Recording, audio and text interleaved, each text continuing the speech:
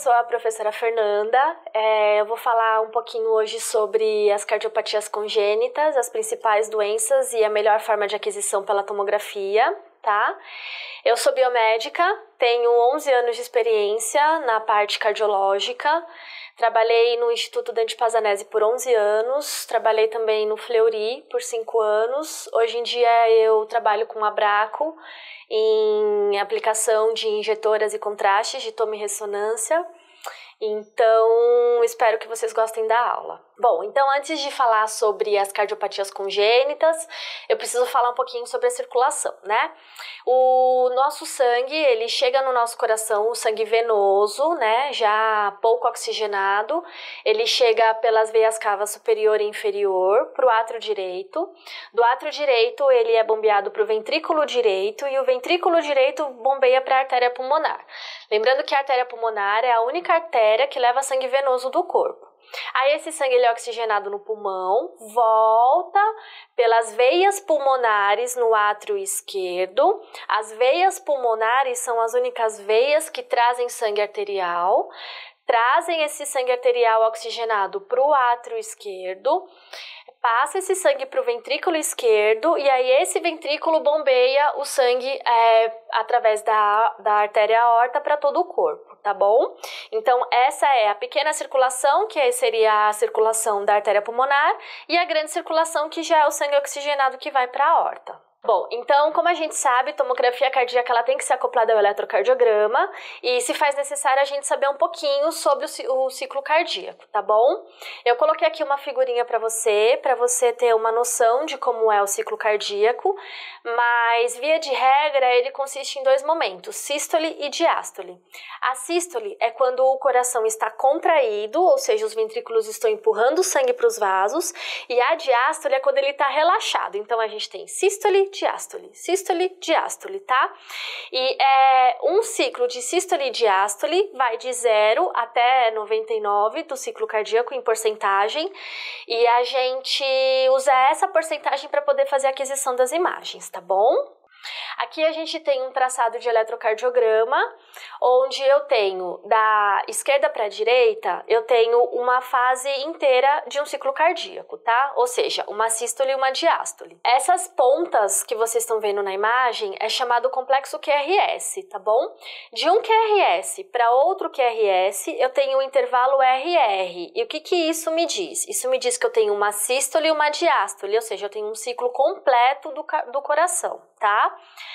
Geralmente as aquisições em tomografia são feitas na fase 75, tá? Que é da esquerda para a direita, da metade para a esquerda a diástole e da metade para a direita são as sístoles. Então, geralmente as aquisições são feitas em uma sístole mais ou menos mediana, em 75%, tá? Porém, temos como reconstruir em outras fases, e outras fases de reconstrução também são necessárias, principalmente para ver volume, função cardioventricular e etc. Então vamos falar sobre a tomografia um pouco cardíaca para aquisição de exames congênitos e exames de criança, tá bom?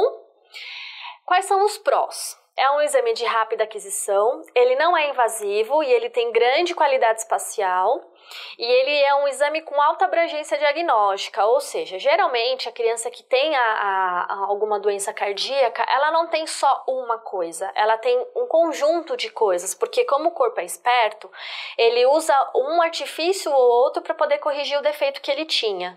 Então, exame de criança é um exame que você sempre tem que avaliar tudo. Então, é um exame com alta abrangência diagnóstica justamente por esse motivo.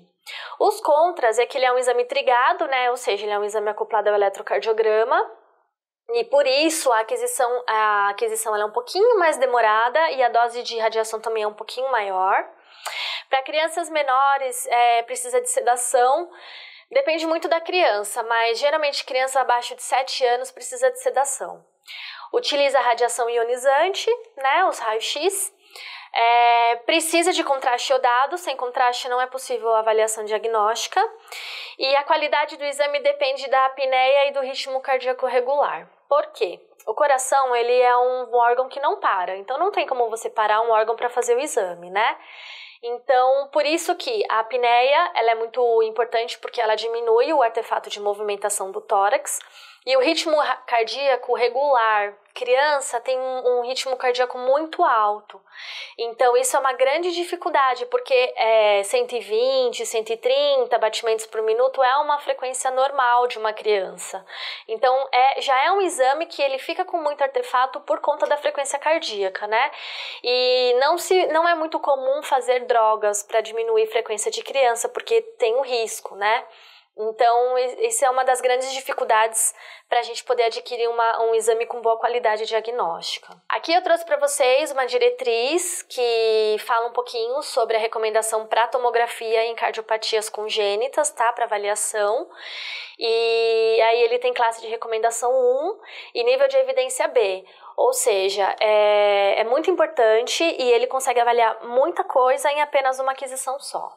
Quais as avaliações possíveis através da tomografia? Bom, a gente consegue avaliar pré e pós-operatório, né? Geralmente aquela criança que o pai e a mãe observam que tem alguma coisa diferente na criança, então às vezes muito antes de operar precisa saber o que essa criança tem, como está o sistema vascular dessa criança, o coração dessa criança, para o médico poder traçar a estratégia da operação. E pós-operatória para ver como ficou, né? Se o sangue está chegando no lugar certo, se está indo para o lugar certo e se está tudo rodando normal. A anatomia vascular e cardíaca, né, avaliação de sitos e shunt, e a fisiologia em si, né, e a própria hemodinâmica para ver como que está perfundindo esse miocárdio, se ele pode ter o risco de, quando essa criança crescer, ter que se submeter a uma outra cirurgia ou não. Enfim, a gente consegue avaliar um todo sobre a cardiopatia dessa criança. Posicionamento. O posicionamento na tomografia de criança, ele é muito importante porque como a gente tem que tentar diminuir o FOV o máximo que a gente consegue para não expor essa criança a uma radiação desnecessária, então é muito importante que ela fique de uma maneira que ela não tenha como se movimentar mesmo sedada, tá? Porque espasmos, eles existem mesmo com uma sedação, porque a sedação da tomografia é uma sedação leve, geralmente se faz o sevoflurane, que é o cheirinho, né, que a gente costuma dizer. Então, quanto mais empacotadinha, principalmente se for bebê, essa criança tiver, melhor. Porque na hora que injeta o contraste, por mais que a criança esteja sedada, o corpo esquenta. E se ela não tiver com uma sedação um pouco mais profunda, ela tende a mexer um pouquinho. Então, o posicionamento é realmente muito importante. Bom, o posicionamento dos eletrodos, né? É uma coisa um pouco até polêmica, né? Quem tem serviço de ressonância no mesmo estabelecimento geralmente usa o eletrodo de carbono, tá? Que é o que a gente usa na ressonância, porque ele tende a dar menos artefato na imagem, principalmente se é um bebezinho muito pequenininho, neonato, né? Quando é uma criança maior, como a região, o tórax é maior, né, e a radiação também que você usa é um pouquinho maior, então você diminui um pouco o risco de artefato por conta da ponta de metal do eletrodo. Mas a maioria das vezes o sensor de carbono ele é bem-vindo. E na sua direita a gente tem uma imagem que eu coloquei aqui para vocês, né, porque essa imagem tem 4 eletrodos, mas a grande maioria dos aparelhos usam só 3, né? Se a gente coloca em cima do peito, mesmo você utilizando o sensor de carbono, você tem a ponta de metal do que você conecta no eletrodo, do eletrocardiograma. Então, esse metal também pode dar artefato, tá? Olhando essa imagem logo abaixo, a gente consegue observar que tem um pouco de artefato da ponta de metal. Por quê? Como a gente usa um KV menor e um MA menor, então você aumenta a probabilidade de ter artefato por conta do eletrodo. Na imagem D, se você olhar, não tem esse artefato, porque o eletrodo é de carbono. Então, se for um bebezinho muito pequenininho, é bem bacana usar esse tipo de eletrodo. E o acesso venoso? Qual que é o melhor? Geralmente, bebê neonato, ou até porque criança que tem cardiopatia, elas desenvolvem bem devagar, né? Então, elas são pequenininhas, elas não ganham peso fácil. Geralmente, o gel com 24 dá para fazer? dá quando é muito pequenininho ou muito magrinho, mas você faz ali com uma velocidade bem apertada, tá? O ideal é o Jalco 22 para crianças até uns 10, 13 anos, aí que já seria adolescente. E o Jalco 20 para adolescentes maiores que isso, né? Porque a gente tem adolescente aí hoje que é muito maior que alguns adultos, então a anatomia deles também é boa. Então já cabe um Jalco 20 e você tem que fazer um protocolo praticamente de injeção de adulto, né, na questão da velocidade. Mas, via de regra, o Jalco 22 é o suficiente, tá? Acesso central e PIC, né? É bem polêmico, né? Tem instituições que fazem, tem instituições que não, mas temos que tomar cuidado porque o PIC ele não é feito para grande fluxo, tá? Então ele não é resistente a pressões altas. E o acesso central, qual que é o risco que a gente corre? A gente corre o risco de o acesso central, a pontinha dele é ali na veia cava superior, quase na entradinha para o átrio. E quando você injeta uma velocidade 1 ou meio ou 1,5 ml por segundo, você tem a chance de ricochetear a ponta desse acesso, né? E como a gente está falando de criança, mesmo num adulto, se essa ponta ricocheteia com muita força por conta da velocidade, da pressão que ela está fazendo dentro do vaso, você pode correr o risco de estourar. Então, o acesso central é realmente perigoso, tá bom? Então, vai injetar contraste numa criança ou mesmo num adulto com acesso central, sempre sob autorização de um médico e, se possível, sempre fazer ele assinar antes de você fazer a realização desse contraste, tá? Porque é realmente bem perigoso. E a localização? A gente pega membro superior, membro inferior, o central. Bom, o central eu já falei, né, que não é o recomendado e depende muito da cardiopatia congênita, tá? Existem cardiopatias congênitas que a injeção por membro inferior, ela é mais válida, porque se você injetar por cima esse sangue, o contraste chegando pela veia cava superior, não vai passar pelo lado direito do coração. Então, você tem que estudar muito bem qual é a cardiopatia congênita que essa criança teve, qual foi a cirurgia que ela fez para corrigir e por onde esse sangue entra e por onde ele passa e por onde ele sai, porque é isso que vai determinar se o seu acesso vai ser em membros superiores ou membro inferior, tá? Membro superior é lado direito sempre, né? Pra gente não ter aquele artefato de imagem de contraste que vem da veia cava que vem pelo lado esquerdo, na frente da aorta. E criança, como tem a frequência muito alta, já dá artefato de contraste normalmente. Então, o que você puder fazer para diminuir isso é muito melhor. Bom, aí aqui eu coloquei uma tabelinha, né, que aí a gente precisa ter um registro de literatura, e ela fala mais ou menos quando usar o Jalco 24, o 22, o 20, qual a velocidade que você pode fazer com o Jalco, a numeração do Jalco que você pegar, e em PSI qual seria o máximo, tá? A gente sabe que na prática, muitas vezes a gente não segue esse tipo de tabela muito à risca, né? Mas da experiência que eu tenho, um Jalco 24, ele aguenta até 1,5 sim, tá bom? Pode fazer com segurança. E o Jalco 22, eu nunca fiz 3,5 ml por segundo, porque eu nunca tive coragem, na verdade. Mas 3 ml já aguentou muito bem. Então, tanto que com o Jalco 22, a pressão em PSI já é quase de adulto, né? 300 PSI.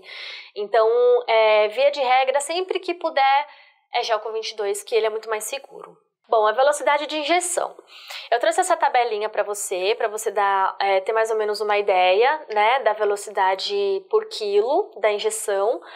Mas, na prática, a grande maioria dos médicos não calculam tanto assim o peso por quilo, tá? Por quê? Porque criança geralmente vai expelir esse contraste muito rápido e se ela não fizer a toma e for para hemodinâmica, ela já naturalmente vai tomar muito mais contraste, porque o cateterismo, ele faz mesmo muito mais contraste que a tomografia. Então, 2 ml por quilo geralmente é o que se faz, tá? 2, às vezes passa um pouquinho quando precisa fazer reinjeção.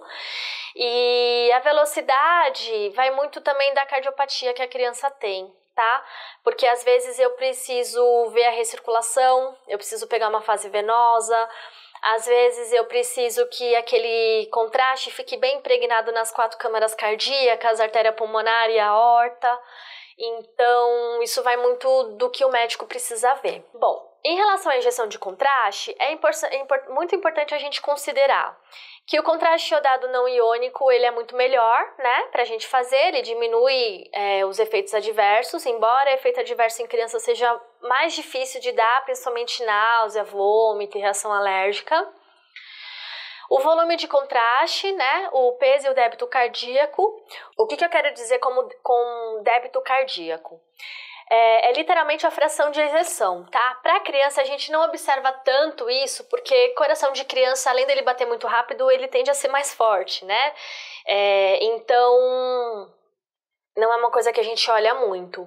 Mas a frequência cardíaca, com certeza, é uma coisa que tem que se observar, principalmente se for exame para ver a origem de coronária, tá? E a injetora, né? Tem muitos lugares que fazem exame através da seringa, injeção manual, né?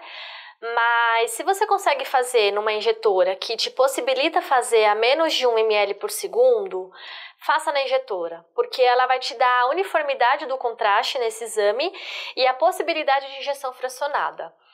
Em que momentos? Por exemplo, se você usar, e hoje a gente tem contrastes muito bons no mercado, inclusive com concentração 400, né? Se você utiliza esse tipo de contraste no seu serviço, é importante você diluir um pouco esse contraste, porque o volume que você vai fazer é menor, então ele vai chegar muito concentrado. É uma região pequena, né? Apesar de ser o tórax de uma criança, é pequeno considerado com um tórax de adulto. Então, para não dar muito strike de contraste, não dar muito artefato, é bacana você diluir um pouquinho, tá? Geralmente 70% de contraste, 30% de soro, tem muitas injetoras que permitem fazer isso. Mas, se a sua injetora não permite isso, não tem problema, tá? Você diminui a velocidade de injeção, que você também consegue fazer a compensação desse artefato. Em relação aos parâmetros técnicos, né? O que ali na máquina a gente muda para poder fazer um bom exame de cardiopatia congênita? Prestar atenção no pitch, né? Para ele não ser nem muito rápido e nem muito devagar. A espessura de corte, exame de criança, exames cardiológicos já tem que ter uma espessura fina, né? A de criança é o mínimo do mínimo que o seu aparelho permitir, tá? O FOV é o menor possível, que englobe toda a área de estudo, porque aí a gente tem uma melhor resolução espacial. O KV sempre baixo, tá? Tem aparelhos que permitem 80, outros permitem 70, é sempre o mínimo. A reconstrução interativa também se faz necessária depois do exame, principalmente em 3D e MIP, e ainda alguns lugares pedem a reconstrução do funcional. O que é o funcional? A gente pega todo o ciclo cardíaco e reconstrói de 10 em 10% para os médicos poderem avaliar a sístole e a diástole dessa cardiopatia congênita. E aquisição retrospectiva, na maioria dos casos, com modulação de dose, tá? Como exame de criança é um exame que precisa avaliar tudo, ou seja, o médico vai querer avaliar todas as câmaras cardíacas, todos os vasos, ele vai querer avaliar se essa criança, de repente, tem um pouco de refluxo valvar ou não. Então, a maioria das cardiopatias é a aquisição retrospectiva mesmo, porque a prospectiva, alguns aparelhos até deixam a gente fazer a reconstrução em sístole e diástole. Mas se de repente essa criança mexe, ou de repente o anestesista não consegue fazer uma apneia tão boa, ou alguma outra coisa acontece, perde o exame, tem que reinjetar, tem que adquirir de novo. Então, aí no final das contas, dependendo do aparelho, a criança acaba tomando mais radiação do que se tivesse feito retrospectivo, né? E outra coisa que também é bem importante levar em consideração, que a criança que tem cardiopatia congênita, ela provavelmente vai fazer tomografia pro resto da vida dela, ou pelo menos ela chegar até a fase adulta. E mesmo depois de chegar na fase adulta, ela sempre vai ter o acompanhamento. E a tomografia é muito pedida. Então, quanto mais você puder economizar desde o começo dessa vida aí, dessa criança, melhor, né? Bom, então resumindo, como que eu faço para ter uma boa qualidade de exame em uma cardiopatia congênita? Todo o protocolo de aquisição, ele deve levar em consideração a idade do paciente, a malformação a ser estudada e a razão entre a qualidade de imagem e a dose de radiação, tá? Sempre que você pegar um exame de cardiopatia congênita para fazer, estuda antes, tá? Estuda o que é, qual é a cardiopatia congênita, por onde esse sangue passa, por onde ele vem, por onde ele vai embora, se é pré-operatório ou não, se fez cirurgia, qual foi a cirurgia que essa criança fez para corrigir o defeito que ela tinha, o que ficou de residual, o que não ficou, tá? Porque quando você mostra que você sabe o que aquela criança tem, isso passa a ser um diferencial. Então, estudem. Essa é a chave do sucesso para os exames de cardiopatia congênita.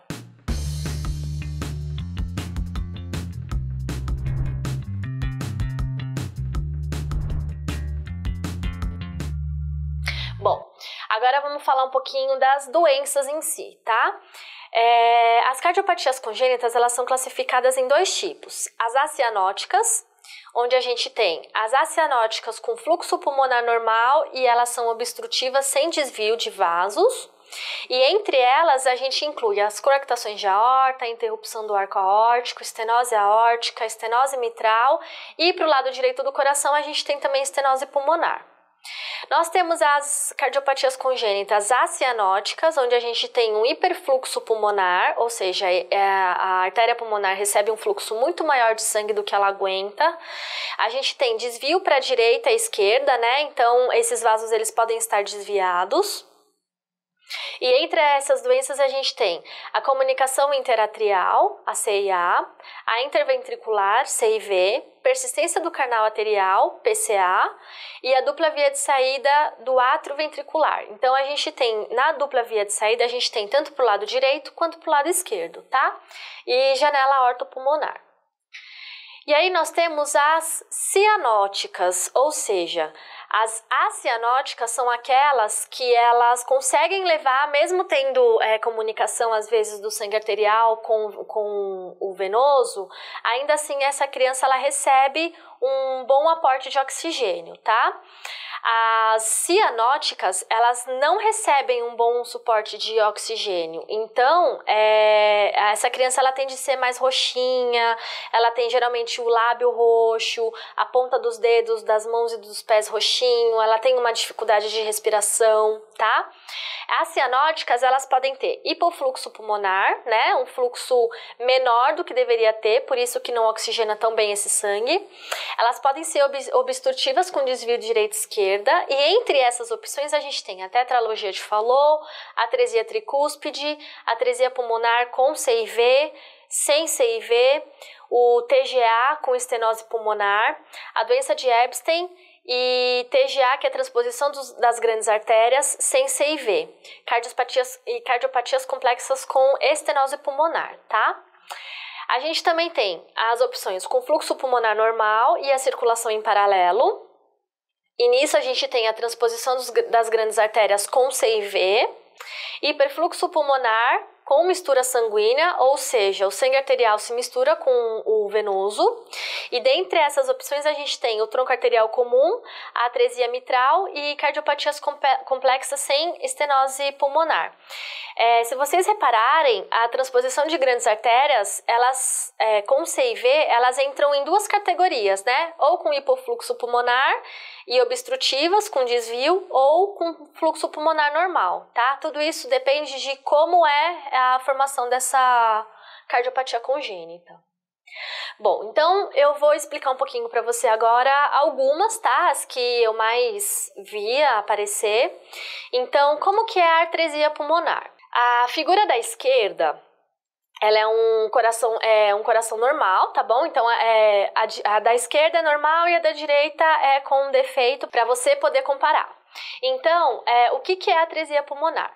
A válvula pulmonar, ela por algum defeito, ou ela não exerce a sua função, ela não abre, tá? Para o sangue passar, ou ela abre muito pouco. Então, esse sangue venoso, ele não consegue ter acesso para a pulmonar para poder oxigenar, tá? tá?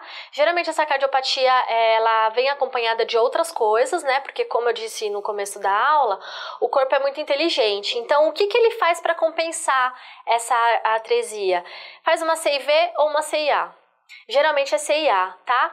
Onde o sangue que cai no átrio direito mistura ali, né, com o átrio esquerdo, e aí o sangue venoso mistura um pouco com o arterial e aí consegue oxigenar. Então, essa é a artresia pulmonar. A tetralogia de Fallot. A tetralogia de Fallot, ela é comum, tá? Assim, entre as cardiopatias congênitas, eu acredito que a tetralogia de Fallot e a coarctação de aorta são as mais comuns, que a gente vê mais, tá? O que acontece na tetralogia de Fallot? São 4 problemas que acontecem, tá? A artéria pulmonar, geralmente ela tem um pouco de estenose, tá? Ou mesmo a artresia da válvula. Essa criança, ela tem uma CIV, uma comunicação interventricular, ou seja, o sangue arterial mistura com o venoso, né, para compensar. Ela tem uma obstrução entre ventrículo e artéria pulmonar, então esse sangue ele não chega onde deveria chegar da maneira correta, tá?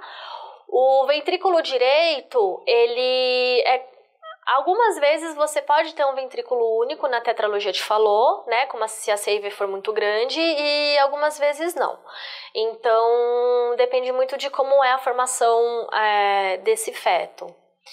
E a aorta também, geralmente tem problema de válvula, né? E aí é uma cardiopatia que geralmente ela é bem complexa e a operação, ela corrige bastante coisa, tá? Eu já vi tetralogias de Fallot em que a CIV é mantida, porque às vezes a válvula pulmonar, ela realmente, mesmo no pós-operatório, durante o desenvolvimento dessa criança, não vai desenvolver da maneira que deveria. Então, eles mantêm a CIV para poder ter um pouquinho essa mistura, no caso, ela é um pouco benéfica, né? A coarctação de aorta, né, que é um estreitamento da aorta, e ela, como que eu sei, né, quando é estenose de aorta e coarctação? A coarctação, ela sempre dá no mesmo sítio de região, tá bom? Que é logo depois do arco aórtico. Então, você tem a válvula aórtica, né, as coronárias que saem logo acima, você tem os vasos que saem da aorta, do arco aórtico, e logo depois da saída desses vasos, você tem o estreitamento, tá? A coarctação de aorta, geralmente o estreitamento desse vaso é muito importante, então ele é bem fácil de ser diagnosticado. Anomalia de Ebstein. Na anomalia de Ebstein, a gente tem a comunicação interatrial, né? Então a gente tem uma CIA. A válvula atrioventricular do lado direito, ela não é boa, né? Então ela não funciona muito bem, a válvula tricúspide. O lado direito do coração dessa criança geralmente é bem comprometido, tá? Então essa anomalia eu não vi ela tantas vezes, mas às vezes que a gente vê, a correção dela exige uma cirurgia bem complexa. Então, é muito importante saber qual é o pós-operatório dessa criança nesse tipo de anomalia. A gente tem a transposição dos grandes vasos, tá? Essa figura eu tô mostrando a transposição de grandes vasos esquerda, tá? A gente tem a direita e a esquerda.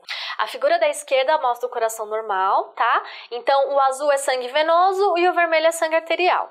Na transposição dos grandes vasos, a gente tem, além da aorta estar anatomicamente falando de uma maneira errada, posicionada no coração, ela sai do lado direito ao invés de sair do lado esquerdo do coração. Então, acaba que a aorta leva o sangue venoso do lado direito e a pulmonar é que fica sendo alimentada pelo sangue arterial. Então, por isso que é transposição, né? A artéria a aorta faz o papel da pulmonar e a pulmonar faz o papel da aorta. Geralmente troca os vasos, né, no pós-operatório e aí tudo se corrige, mas essa criança mesmo assim, ela é acompanhada porque essa criança pode apresentar depois um problema de válvula. A persistência do canal arterial é como se fosse uma fístula que se forma entre a pulmonar e o arco aórtico, tá bom? Então, acontece que o sangue arterial da aorta, ele vai um pouco para a pulmonar, e o da pulmonar vai um pouquinho para a aorta. Geralmente essa cardiopatia congênita ela é fácil de resolver, tá? E ela também é fácil de se diagnosticar. Então é bem bacana você ver o jatinho que dá de um vaso para o outro. Bom, nesse slide eu trouxe uma anomalia de arco aórtico. Na esquerda você tem a reconstrução 3D e à direita é o sagital de como é esse arco aórtico. Então aí teve que fazer uma cirurgia de reconstrução mesmo dessa aorta, tá? Toda a imagem foi cedida pelo Instituto Dante Pazanese. O isomerismo atrial, tá? Onde você tem praticamente um átrio único.